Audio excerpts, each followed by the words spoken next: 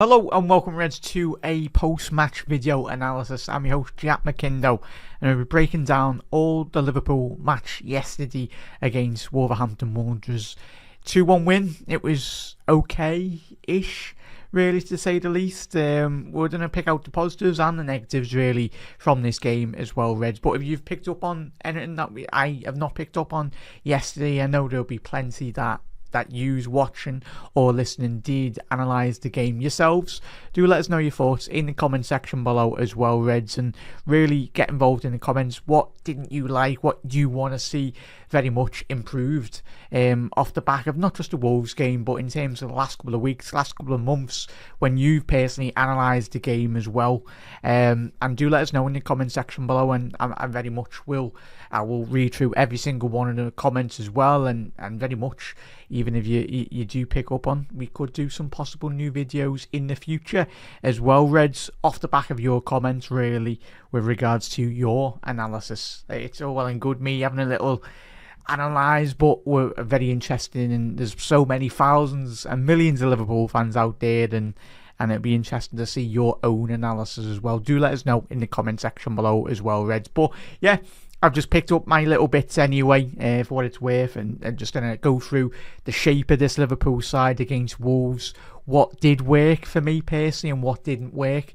But as I said, the more interaction we do get off these videos and podcasts as well, Reds, the more content we can make as well. But much appreciated, Reds. If you do find it any way informative anyway, I do enjoy doing these little tactical breakdowns and really just analysing the Liverpool side over the last couple of weeks as well, where we can massively improve, because there's still huge improvements to go into the back end of May as well, Reds. But let's not waste any more time. Let's get straight into the analysis. Let's have a little look at the face stats, really, in regards to the positional play as well. Quickly touching on, as you can see, the average position at the Liverpool side yesterday against Wolves.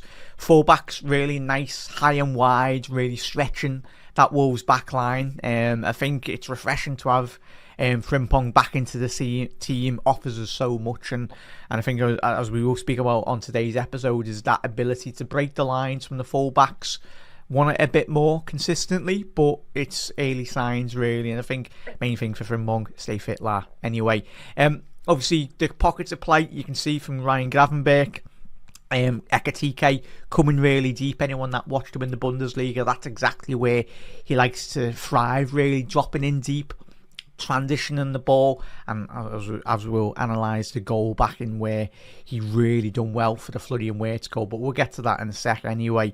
But yeah, it was good, good positioning play. I do feel Liverpool ideally could be a bit more better, higher pushed up, really, trying to compact that Wolves defence anyway. A bit more of a higher line. As you can see, Ibu Kanate was the deeper of the Liverpool centre halves as well, and that's where I do think Liverpool, on a lot of occasions, especially in the second half that we will speak about, Liverpool's in the high line was a big thing yesterday, and not just yesterday, but I think for the next couple of weeks we really need to sort it out anyway. But I think in terms of Liverpool's average positioning yesterday, we have become a lot more central, compact in the midfield, really. I do feel that's kind of stinted Liverpool's creativity in certain elements as well. But as you can see, Floody and Wirtz thriving in that left-hand side role anyway.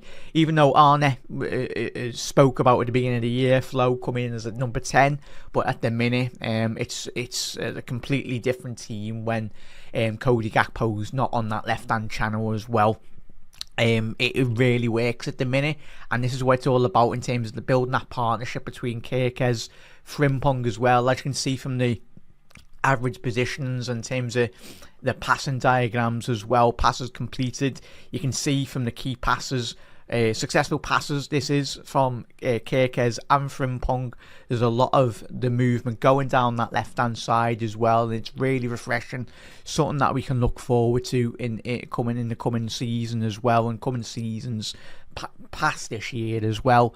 But yeah, obviously Curtis Jones, Gravenberch and McAllister, and then just slightly ahead of them, Ekitike as well. But there's more improvement much needed anyway. But as you can see, Chiesa was the highest further forward player for Liverpool yesterday in regards to the average positional play.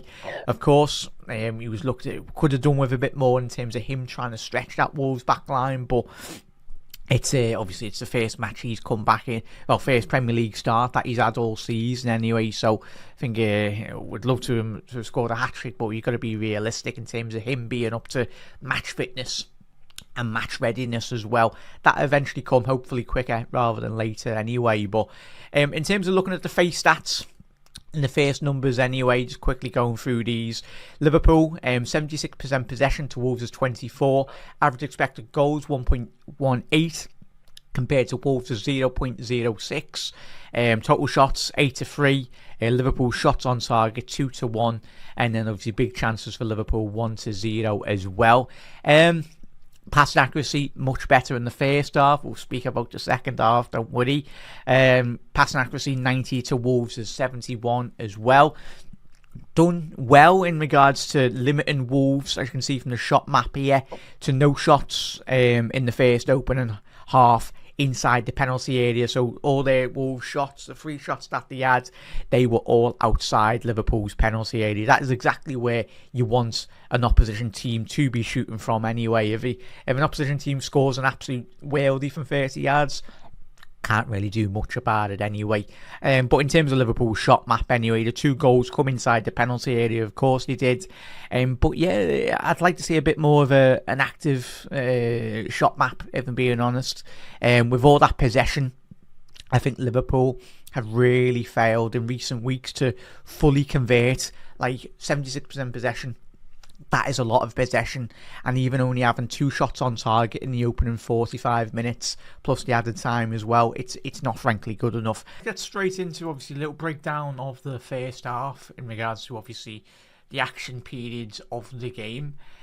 Starts off obviously 3 minutes into the game really, and you can see very much the structure at the Wolves side, very compact, very defensively resolute, and Liverpool certainly did really struggle. We've looked at the numbers anyway, but in terms of analysing the shape and looking at the pocket of space, that Liverpool were not much. We weren't that active apart from obviously the back end of the first half, which we'll speak on in a little second as well.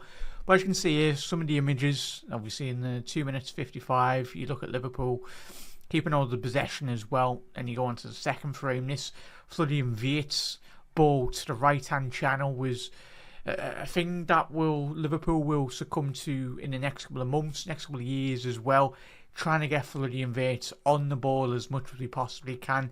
This is just an example really of, we'll speak about his great goal, but in terms of his ball distribution and his ability to distribute the ball, I think he found, looking at his pass map here, you can just see and analyse the variety of passes, successful passes that is, on the football pitch, because he wasn't just pigeonholed in one position. Of course, the more favoured, the more active role in which he did play was down that left-hand side, but his ability to mix it up as well, and as you can see from the little diagonal switch to the right-hand flank was good. I think the more we can get Florian Wirtz on the ball in regards to the next couple of, especially this season, I think the more joy Liverpool will certainly get, and especially when Mohamed Salah's away from African Cup of Nations. We know Flo was brought in to be the anchor, be the controller, be the creator, be the absolutely everything good about this Liverpool side. And yeah, just a little touching point on obviously Virgil van Dijk on 7 minutes into the game as well. Speaking about obviously the defensively resolute, I just wanted to pick up on this because I think this is really what Liverpool can hopefully going into the coming weeks and months. I want to be seeing more, especially when you've got a player of the quality of not just of his defensive attributes, Virgil van Dijk, but we all know his passing attributes, that he really is one of the best passers of a ball in European football. That has been lacking for me over the last 12 months as well. I think the Liverpool in the pump, I think, and going into the coming weeks and months, I think Liverpool can do what Virgil van Dijk has done here, really bypassing the press. And that's one thing that, as we know, Wolves sitting behind the ball, Sunderland, every single side, that will continue, not just this season but beyond as well. and just teams will look to frustrate us, but having that ability on the ball, this is why I do feel a player of Mark Gahey's attributes and quality will be so pivotal to an Arne Slot system as well, in terms of picking those little pockets of space and having that ability to open up the passing lanes. Really, Van Dijk's good to do it, very good at doing it, but I think the more centre halves we can have at doing this, but just this obviously little pass through from Virgil van Dijk, it takes out 3 or 4 players in that Wolves midfield and falls to the feet of Liverpool's attackers as well. So that just really helps. As you can see from there, Curtis Jones picks up the ball. He's able to drop, pivot on the ball and very much open up his body. And as you can see there, Florian Wirtz down that left-hand side, he's picking up. He's going to be running into that space vacated that has been just made by that lovely direct ball from a centre half from Virgil van Dijk. And then as you can see, Florian Wirtz on the spin, and then obviously it didn't come to a goal anyway, but it was just, that is exactly where you want Florian Wirtz, in that action area, inside that position as well. And what Flo does really well, as we've seen yesterday, is that ability to drag centre halves, drag midfielders as well, and then everyone's panic stations really in the opposition defence, and that only frees up so much space. And that's very much where Liverpool did succumb to obviously one of our goals before, which we'll speak on in a little second as well. But in terms of looking into this, in terms of 10 minutes into the game, this is one of the big moments that Florian Wirtz did open up. But what I'm liking really well, and I'm pretty sure you have all picked up on it at home or even in the ground as well, is that ability from Hugo Ekitike, 10 minutes 14 seconds into the game as well. Hugo getting the flick on as well, a nice little flick on into the Curtis Jones, and it's just such good, in the space of 2-3 seconds, as you can see from the freeze frame, Liverpool get Florian Wirtz on the ball, little give and go between Flo and Curtis Jones as well, but it's that ball, as you can see here now, Florian Wirtz playing an absolutely exquisite ball in behind the back line of Wolves as well. This is where we want Flo to be, in terms of, it's one thing trying to create that space, but if we can get Flo in these more active areas, in behind, even in front of opposition midfielders as well, and defensive units, structurally, if you can start open up opportunities like this, and obviously this was prior to Liverpool getting the 2 goals in the first half. Obviously this was Liverpool's best, one of the highest XG chances in the opening 45 minutes, taken away from the goals as well anyway. But yeah, just the creativity and the link-up play, this is what I love most, and probably what all of us, every Liverpool fan, is really enjoying. But on another day, Hugo Ekitike bangs that into the top right, bottom right corner as well. Of course, he just tried to little dink it over the goalkeeper, but it did hit the post, sadly.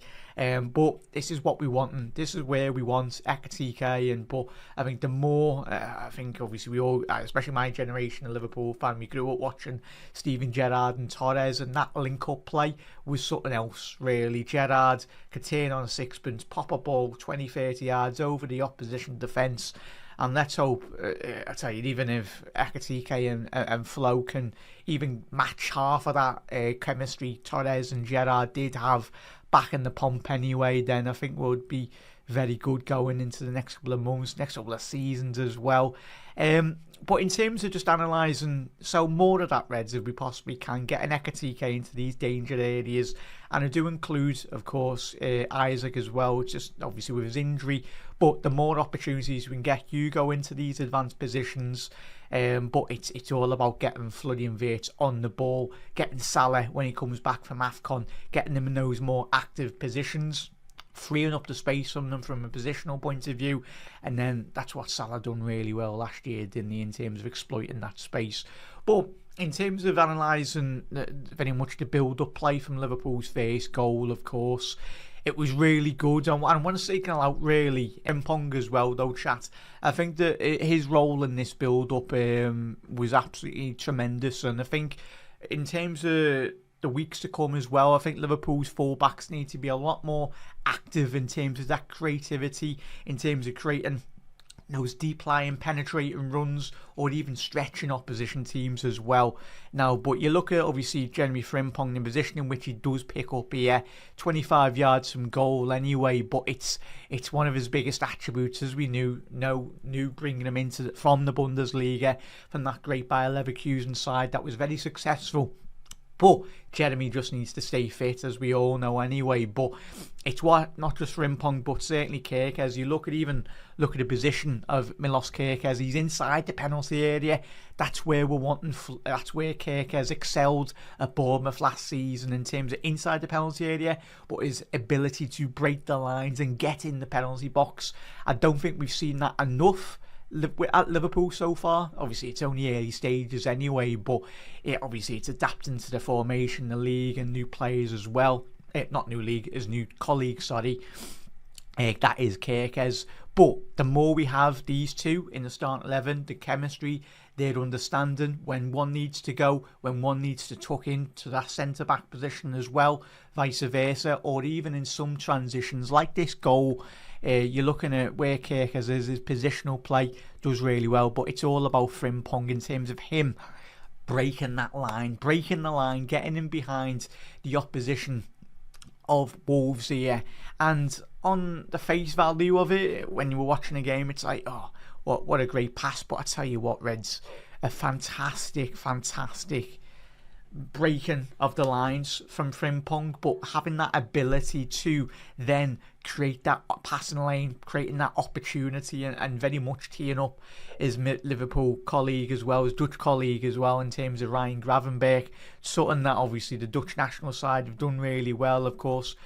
With the Holland national side, they got Dumfries, they got Frimpong, they've got so much quality down that right hand side anyway. But it's one thing getting into that position, but then executing this pass off is absolutely fantastic. And I think for the long term, Jeremy, please stay fit, because I think you'll do really well. But having that spatial awareness, having that insight really to pick out Ryan Gravenberch, and then Ryan's just doing what Ryan does best, certainly this season as well. And just look at the positional play really. That's one thing that I liked about yesterday. I know we would have liked to have a bigger scoreline and all that, but what we can pick out is the positives in terms of getting the positions in the box and in and around the penalty area. But on this occasion, look at where Curtis Jones is, look at where McAllister is, look at where Ryan Gravenberch is with the goal as well. It's one thing getting to the byline, but when you've got that ability to pull off the right ball, you have to have the personnel inside the penalty box as well. And that's why I signalled out Kerkez as well. Look where Kerkez is. He's trying to be in an active position. Obviously, Frimpong, if he whipped that to the far stick, you'd like to hope, fingers, we'll never know, but if he whipped it in, Kerkez was at least in that position.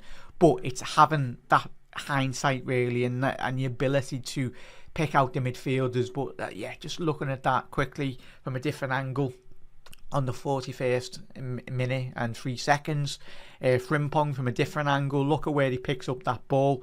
He's got two players ahead of him in regards to that left hand, for Wolves' left hand flank anyway. But I want to be seeing more from Frimpong in this position as well. Like this goal, more of this consistently really, breaking the penalty box. We've seen him, as Arne Slot said in the post-match anyway, he's got a couple of assists in recent weeks now since he's come back in, and long may that continue. He played a big role in that Bayer Leverkusen side. It wasn't just flow. It was obviously Jeremy Frimpong getting the goals and assists as well. And when he's in these active areas, he's one of the best flying fullbacks in European football. When he gets his head up and picks out one of his colleagues as well in the penalty box. And Ryan Gravenberch doing what Ryan Gravenberch does really well as well. And then looking at this second goal now, chat, I only noticed this in terms of the second watch I've done anyway, in terms of my notes as well. Obviously Liverpool's second goal, a fantastic goal might that be had, but look at who gets that ball and who starts this goal really, Reds. It's Hugo Ekitike on the halfway line, nicking the ball off Doherty, I think that is anyway, pinching the ball off him, finding that ball all the way back to Milos Kerkez again, Again, active, wanting to get on the ball. Obviously, he's in a great position there in that central area. He's not high up the pitch, of course. It's obviously come from a kick-off as well, but his positional play, he's active, he's wanting the ball as well, and having that ability to pass forward. But look at this, a little dink round, obviously the Wolves player anyway, Hugo Ekitike. He's a jack of all trades, really. He's got so much in his locker, not just scoring goals, but his ability just to glide past opposition players as well, really. But you look at his ability, he's 6 foot odd, and when you've got the pace and the abundance that Hugo has got, just to nick that past the Wolves player as well, get in behind, and then it's not just a case of him then receiving the ball. He's got that clever, he's got his thinking cap on anyway, and he's like, right, I've got this ball. I've transitioned really well past the Wolves midfielders as well, and then he's got his head up. He's got his head up and he's found the correct ball. But it's all about the weight of pass, really. The weight of pass absolutely makes this as well. It's a fantastic run by Floody and Wirtz as well, and hopefully we do see Flo with Salah at AFCON now. There's going to be a lot of emphasis on Flo and Hugo as well in terms of getting into those positions, creating those attacking runs as well. But Flo is massively helped out by the weight of pass from Hugo Ekitike. Flo just has one touch with his right boot, really. I think that's his right boot, sorry, Reds. I think it's his right boot that sets it up, one touch out with his feet, and then he set himself then, Flo. He doesn't have to think about taking a third, fourth, fifth, sixth, seventh, eighth touch. He's took that touch and he's got his head up there, as you can see, and all he's got to do now, not just all he's got to do, because that's still a very difficult opportunity when you got Jose Sarr closing down, but look at the goalkeeper trying to spread himself. But Hugo, Floody and Wirtz with a fantastic finish past the advancing goalkeeper as well, and more than that, Reds. But that is really good play from what I did see from Liverpool as well. Of course, there's lots to pick out that we can massively improve with, Reds, and if there's something that you picked up on the first half, I could be here for like 2-3 hours picking out the game and all that. But I think that's something that I really did like about the first half, really, in terms of creating those overloads, in terms of getting into those positions, and especially with the goals as well. The more we can get Flo, the more we can get Frimpong in those more advanced positions as well, and include Kerkez. And you look at obviously where Flo getting that goal, Reds, as well. Look at where Kerkez is. Again, he's in the box. Of course, there will be games where Liverpool do get transitions, and we have on a couple of occasions this season as well. But that's just all about communication, in terms of the more we can train in training, in terms of the more settled back five, including Alisson as well, with Kerkez, with Frimpong. It's all about the shape, and we'll speak about that a bit later as well, Red. So let me know your thoughts on the first half analysis. It took us a while to get into the game, didn't it, Reds? But we eventually were very persistent, very calm, very patient is the key word. I think a lot of Liverpool fans, like all of us, we were patient, and I get the sense from the crowd. I think everyone picked up on it, and even if you're in the ground or you're watching on telly or whatnot around the world. But I think for this season, Reds, especially with a lot of new players as well, we want to be, of course, being 3-4, 5-0 up in the first half against Wolves. We know where they are, 2 points in the league, but it will take a couple more weeks, couple of months as well. I think where we are will be a lot more fluid. But I think the key way to come out of not just this game, but last couple of months as well, is just patience for me as well. When I'm doing the watch-alongs, I'm not pulling out my head anyway, but it's just patience. To the second half, the second half numbers now as well, Reds. We'll have a little look in terms of breaking down the game as well. But Wolves, this is where I was very surprised, and I think a lot of Liverpool fans, even the tension amongst us within the stands as well, crept onto the pitch, and we'll speak about that in terms of the second half analysis as well. But you look at that, and this is just going to be a theme as well, Reds. I'll bring up a couple more statistics as well that will lead into obviously the second half analysis anyway. But look at that. Shots on target. Wolves had more, 3 to Liverpool's 2 in the second half. Liverpool's total shots, 6 to 6. Wolves had a better expected goals. 1.01 to Liverpool's 0.38. Liverpool's possession 56 to Wolves' 44 as well. But what does that tell you? That tells you that Wolves were a lot more better in terms of only slightly anyway, but it says a lot where Wolves are just slightly edging it. And this is what I'm not liking really, Reds. We'll have a little look at the numbers don't really lie at all here, Reds. You look at the second half, look at the shot map as well. The one thing Liverpool done, as we said at the top of the show, was really limiting Wolves to shots from outside the box. But that wasn't the case really. Liverpool only having 2 shots on target in the second half. One from inside the 6-yard penalty area and one from the edge of the box. And then the other 4 shots from Liverpool were just non-existent really. None of them were on target. But you look at Wolves, yes, they had 2 shots, but it was better shots on target, better XG really. And of course their goal coming as 0.75 anyway, sorry chat. Expected goals anyway, that was obviously the bueno opportunity.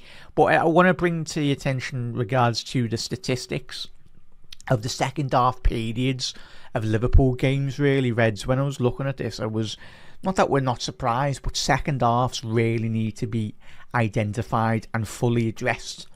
The quicker the better, and the quicker we do this and address the second half periods of this Liverpool side, the more points that we will start up picking up anyway.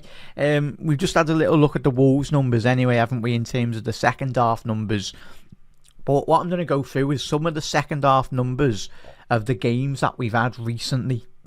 The first one, second half numbers, as you can see here, 32% possession, and this is against Tottenham as well. Liverpool had 68, but in terms of the numbers really, the general numbers, and bear in mind, we were playing against 10 men and then 9 men for a spell as well against Tottenham. But Tottenham had better numbers with so little, a lot less possession as well. Total shots, Tottenham 10 to Liverpool's 4. Shots on target for Tottenham 3 to Liverpool's 2. And you had 9 men on the pitch for a section of that game as well. And then you go into the numbers against Brighton as well. Yes, Liverpool won 2-0 in this game anyway. Fantastic. But you've got to analyse the numbers in the second half periods again. Weren't good enough for all that possession that that Brighton did have. Sorry, Reds. They had more possession. Liverpool slightly edged the expected XG as well. But on another day, on the Brighton game, we can all cast our minds back. Yes, they didn't have any shots on target, but look at their shot map there as well, Reds. All their shots come from inside the penalty box. Some of those shots, majority of them were blocked as well, so well done. But you present the opportunity for Brighton to have those opportunities in the game as well. Yes, Liverpool Liverpool only 2 shots on target in the second half as well, compared to Brighton's no shot on target, but still we are conceding more chances in the second half as well. So again, switching off. This is the second half numbers against Leeds United. 55% possession for Leeds in the second half to Liverpool's 45. Liverpool had an expected goals of 1.56 and Leeds a 1.23 as well. XG for both of those sides. Total shots, Leeds 7 shots in the second half compared to Liverpool's 8. 5 shots on target. Liverpool had 7 shots on target. Big chances, 2 for Leeds and 3 for Liverpool in the second half. So, in terms of the attacking numbers, slightly better than some of the matches we've just had a little look at anyway. But it's a recurring theme that the amount of chances we are allowing teams in second half periods really does need to be quickly addressed, and the quicker the better really. I'm just looking at this opportunity as well. This is against Sunderland, but Liverpool had 74% possession against Sunderland to Sunderland's 26. Liverpool, yes, we had an XG of 0.74 compared to Sunderland's 0.25. But Liverpool's lack of their finishing, again, really could have put... it was 1-1 on that night anyway. And again, we didn't come away from that game with 3 points. But yeah, 1 shot on target in the second half with 15 total shots to Sunderland's 4 in the second half. 4 total shots, 2 shots on target and 1 big chance created and 1 big chance missed for Sunderland against Liverpool's 0 as well. Therein lies Liverpool's frustration, Reds. For me personally, it needs to be quickly addressed in terms of in-game management and just communicating really. We'll speak about the second half period as well, but the numbers don't lie in regards to the lack of sometimes taking on opportunities. But we are, for me, for my liking, probably for a lot of Reds out there as well, Reds, we are conceding far too many opportunities. Yes, everyone will point to the lower XG on certain chances as well, but that just indicates so much. Just some of those games we're not doing enough really for me. But let's go into the second half analysis as well. That's obviously the second half, the absolute disappointing really, and I think the keyest point really is set pieces.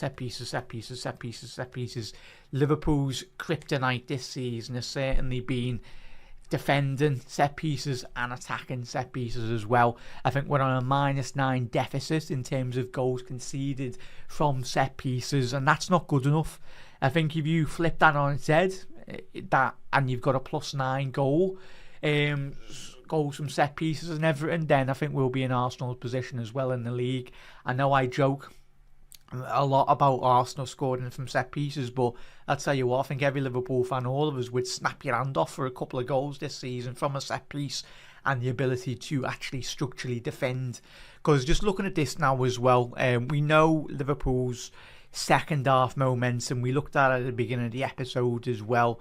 The momentum graph, especially Wolves' goal, come from a large spell of possession in the second half. They got on the ball a bit more, and then Liverpool's nervousness started to kick in. The crowds and even the players as well. This is where, going past this game as well, we need to be a lot more calmer on the ball for me. But focused on the set piece as well, though, Reds, you look at this, it's all about, and for me, it's just, I'd like to see, I don't know, there'll be a lot more people out there that are obviously, in terms of how do you analyse this, because I'm looking at this going, do you put 2 players on the post? It's very much a rarity now in certain games.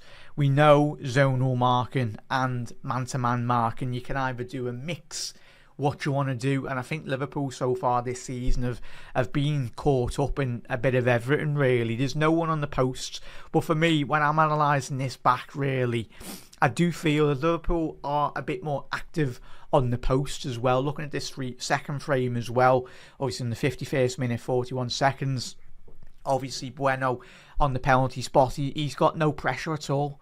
You look at, I think it's Curtis Jones is Liverpool's deepest man on this corner in the second phase anyway. But I feel, let me know in your comments, Reds, as well, if you would defend this a bit more better. How would you like to see Arne Slot pick up in the next couple of weeks as well? But I feel being a lot more active, but having 1 or 2 players, or even I'd say 2 players on the posts anyway. Because you look at this frame, a bit more of a different positional. You look at Frimpong, you look at Chiesa as well. What is the point of them? I get having Frimpong's pace on the counter-attack, but at this moment in time this season, fair enough if Liverpool had gone 20 games where we haven't conceded a set piece. And I know Frimpong isn't the tallest. He's probably Liverpool's smallest player at the minute in terms of on the pitch. But in terms of, I'd rather have Frimpong on the posts, of Chiesa both on the posts, and actually structurally properly focus on a set piece as well. Because you look at some of the players there, the man-to-man marking there's no man-to-man marking apart from Curtis Jones, as you can see at the far stick there. He's in front of his man. He's done a job there really. You're looking at Gravenberch, he's grappling, but look where Hugo Ekitike is, look where Virgil van Dijk is. They're picking up absolutely no one really on that second phase of play. Alisson's flapped at it, of course, from the header. Ibu Konate gets beat, and then Gravenberch as well. You get the jump on them anyway from the big lads of Wolves, but even still, if you do lose that first transition, then sound, be a lot more active inside the penalty area as well, though, Reds, because you're looking at that. How many times have we watched this Liverpool side in terms of being so slow to react to that second phase? For me, we need to be doing much better, and we need to be on our toes, really. Not just today, not just yesterday, sorry, but in the last couple of weeks as well. For me, put at least 1 or 2 men on the posts. Forget about trying to break on a counter-attack. That's great, but deal with the fundamental principles of, right, winning if you're not winning the first ball, make sure you're winning the second and third ball transition, because Liverpool have been killed on this. Really poor defensive structure, really poor. So Reds, let us know how, because there's lack of, it's just an absolute mess at the minute when I'm analysing that, really. Fair enough if you go man to man, but there's no man-to-man marking going on there apart from Gravenberch trying to get close, McAllister, and this notion of McAllister being the one person that's being, like, there's a mismatch. That's all about being in training, communicating right, and even before the game as well, set piece coach or whoever, just identifying, right, the big lads in the team, analysing the height of that side as well. Stop sticking McAllister on the tallest player in that team. That's coming from it's got to come from the bench, but it's got to come from the players as well. Virgil van Dijk's going, right, you're on him, do not lose your marker. And obviously that goal really needs to be much better defended as well. And then I picked up in terms of the second half as well. I know we jumped to the 76 minute, 31 seconds as well. Anyway, Reds, we know the second half was really poor, but I do feel, I've just freeze-framed this on Alisson Becker as well. He signalled, and usually it could mean a lot of things, but chat, proper analysis. Please do let us know in terms of, I think it does very much in terms of reset, in terms of like when structurally, in terms of the team, create a bit more space as well. If you know, please do let us know anyway, chat, because I want to learn a bit more anyway. But in terms of whatever that means, I think it is in terms of just creating and concentrating as well. He signalled, but if Alisson Becker's doing that, then sound, he has to execute this. And one thing when I've watched Ali, especially yesterday as well, it's all well and good if you want to distribute the ball, but Liverpool were under so much of their own pressure, really. And this is where I do feel Liverpool, and especially Alisson Becker, not just Alisson, but a lot of the players, but mainly Alisson on this analysis, is trying to play the long ball. That's all well and good if you want to try and play that long ball, but when you're losing a transition, and when we're losing, and Alisson, he done this a couple of times, really, Reds, and it just invited so much pressure, unneedless pressure, and in terms of what we'll just tell to Alisson in terms of the next couple of weeks as well, and even just the defence, keep hold of the ball. Like, there's no need. Alisson getting that ball there, just signalling, like, switch up the shape, stretch the team and all that. No, like, I do feel we're just far too wide and open, really. Just Wolves did sense a lot of nervousness, but it certainly doesn't help when you've got your goalkeeper just lobbing a ball up. And as you can see there, Reds, from the data, accurate long balls, 2 out of 8, a staggering low percentage of 25% passing, long ball passing accuracy. That's, for me, not good enough. If you're going to be distributing it, of course, we need to, I'd much rather less of the long balls from Alisson and more of those, like, close, like, his passing accuracy was obviously accurate passes in terms of 16 out of 22 as well, 73% passing accurate passes as well in terms of short balls. Well, for me, just Liverpool's inability, some of it did stem with Alisson just losing the ball just far too easy for my liking, and that just invited so much unnecessary pressure. But in terms of, you look at the structure as well and look at the shape, of course we know Wolves, they sat there and with 2 points in the Premier League all season, but we're just making them have so much space and time on the ball. And obviously with 15 minutes on the clock there, really, it's just look at the space. Obviously 76 minutes 50 seconds as well on the clock. You're looking at this, and this is where I do feel with Alisson just pumping the ball up long, or just in general long balls. I think Arne Slot mentioned that last season with he doesn't really like, obviously he didn't really like Trent when he had to continually. It's great when Trent opens up a team, but like the needless spamming of long ball crosses, if it comes off, then great, and it gets Liverpool up the pitch. But if it doesn't, and it gets intercepted, it just means transitioning in the shape as well. I was giving Kirkes his flowers certainly in the first half, but this is all stemmed from Liverpool's idea of wanting to play the ball long. But that's what happens when you lose the first and second transition ball. Look at the space. Look where Kirkes is at the top right of that image there, Reds. There's so much space for that Wolves on another night, on another game week as well. That's just a Strand Larsen ball to his midfielder. I think that's Gomez, number 8. I know Gomez, if they play the cards right there, Reds, Wolves, they would have been in with a matter of just 2 passes, because you're looking at Van Dijk, he's shifted over to the right hand side and there's acres of space down that left hand channel and Liverpool's defence, and that for me is all stemmed. So it's just all about that ability to, when we are shifting forward, and as you can see here from another cross from deep as well, another situation that did occur 5 seconds later, 5 seconds on from this image as well.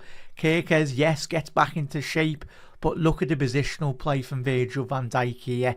Wolves is number 14. He's got so much space and time inside the penalty box as well. And I think in terms of Canate and Virgil van Dijk, speaking on the corners as well, and again, another image here where you've got Alisson Becker, and as you can see there from the image, Ibu Canate appealing to the crowd as well, wanting a bit more. But Ibu, the crowd can sense the nervousness from the team. Doesn't help when Ali's again looking for that long ball. Look how Canate's not even paying attention.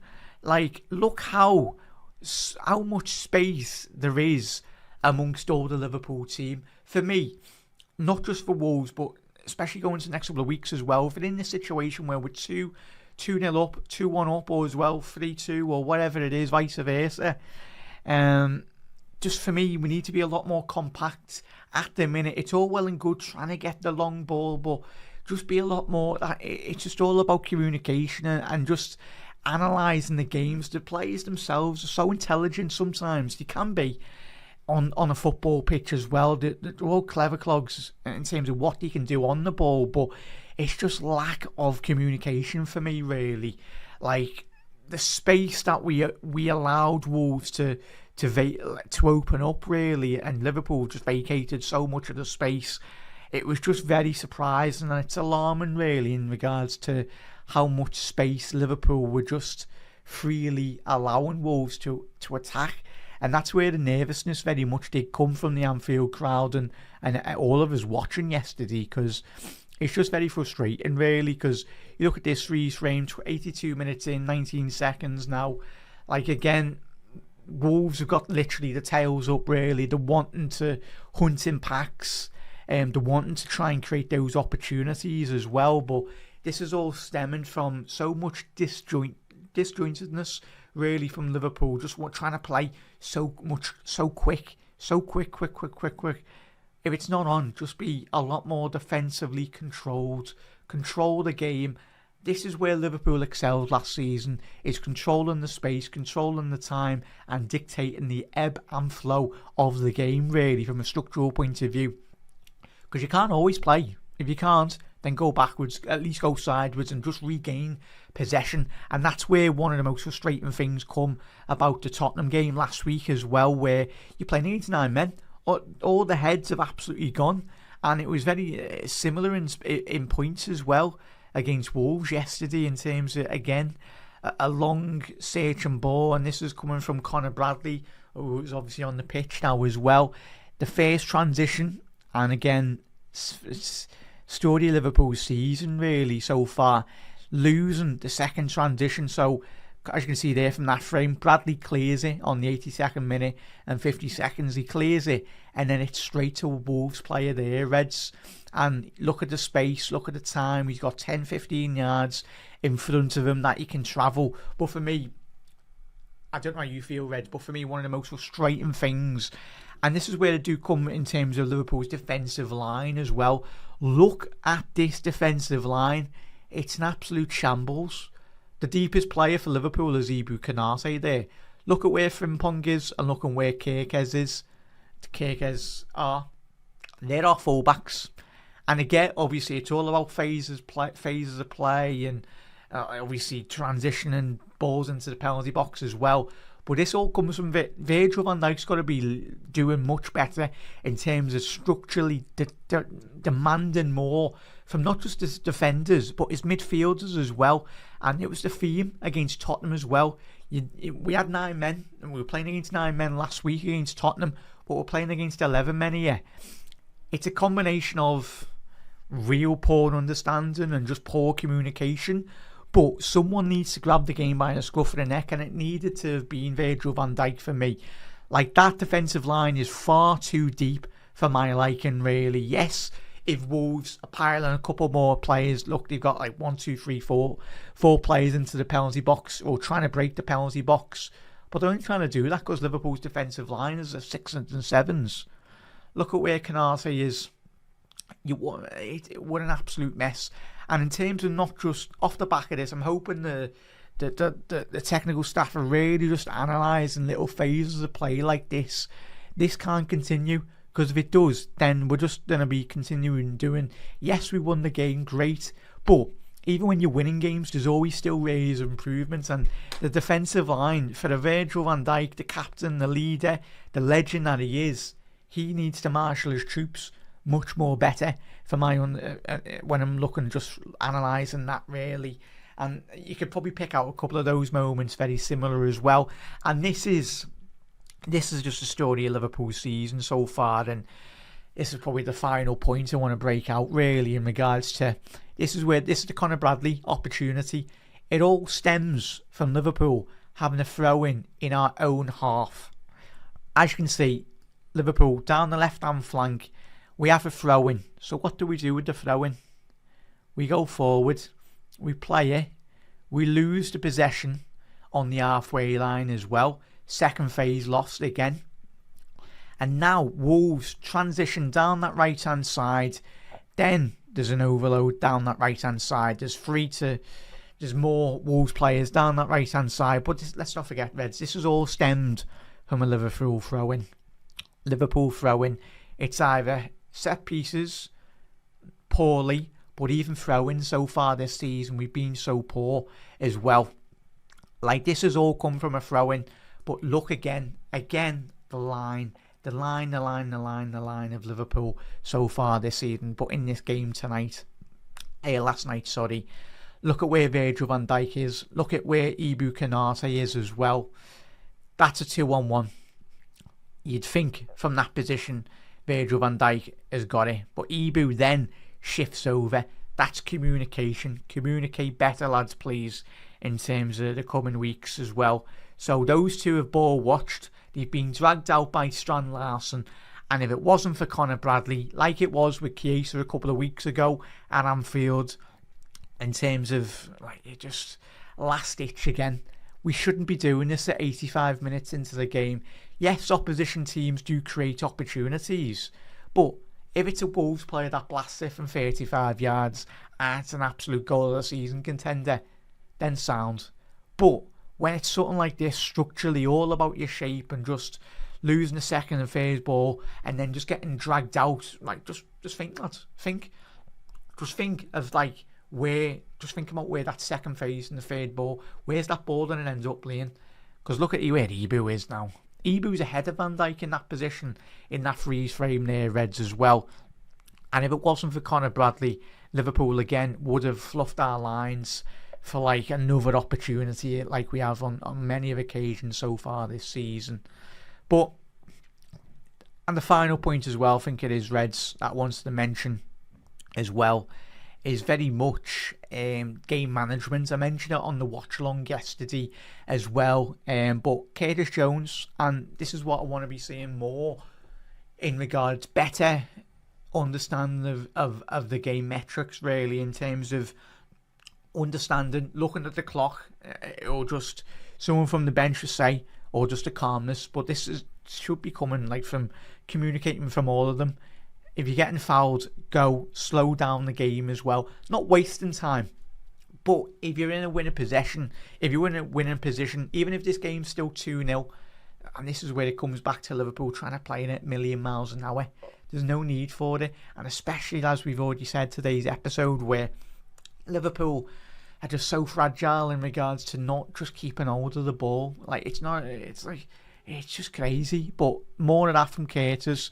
And this is where it comes from game management as well. And again, just quickly touching on that high line as well. Or lack of their high line, sorry, Reds. This is on the 90th minute. Again, look at where this line is. Look at how disjointed that line is. Look at how high Frimpong is. Look at how high Bradley is as well down that right-hand side. But look how deep Virgil van Dijk is. Look how deep Canate is. Look how deep Gravenberch is as well. For me, they all should be on the edge of that box, on the line, all across that box. Well, for me, it's just, there's so much more room for improvements. And for me, it's all about your defensive shape for Liverpool, really. I want to be seeing much better commanding of your lines. Your defensive line needs to be much better. And this is where I do feel Liverpool have shot themselves in the foot in recent months as well. Just that lack of discipline from your defensive line as well. That is far too deep. There's one thing sitting behind the ball, but there's just inviting so much unnecessary pressure. You're allowing Wolves all that attacking space. You're allowing Wolves to put a ball 10, 20 yards deeper into your own penalty box. Liverpool a bit more 5-10 yards pushed up, and mainly focused on Gravenberch, Canate and Van Dijk as well, and Kirkes. They should be online with at least Curtis Jones at the centre of the image there, Reds. It's just communication, really, from Virgil. So yeah, it's just, as you can see from there, little, and just look at the space again. If you're not going to close down the line, at least be into much better shape, because no one's pressing the ball. Fair enough. Yes, tired minds, tired legs as well, but this is where the crucial moments do count. Just before half times, and even obviously the big action points, the beginning of the games, before half times, after half times, and of course at the end of the match as well. That's where so much of modern day football is won and lost, in those periods of games. And again, obviously, Flo, he's putting an absolute shift there, really, in the Liverpool midfielders. But this is where, like, if it gets to the 90th minute, just keep on kicking in, try and get a bit more energy. But this is where it comes from having the strength in depth off the bench as well, Reds. Thank you very much, Reds, for watching this episode as well, Reds. Obviously, an Anfield Index Pro Plus special, a video analysis breakdown of Liverpool versus Wolves from this weekend, Reds. Do like, share and subscribe to keep up to date on all things Anfield Index. When the transfer window is fastly approaching anyway, there'll be plenty of transfer content, pre-match, post-match content as well on Anfield Index. But Reds, I've been your host, Jack McIndoe, and thank you for taking the time out to watch and listen as well. But if you do enjoy more LFC content, make sure you hit that subscribe button down below to never miss an episode on Anfield Index.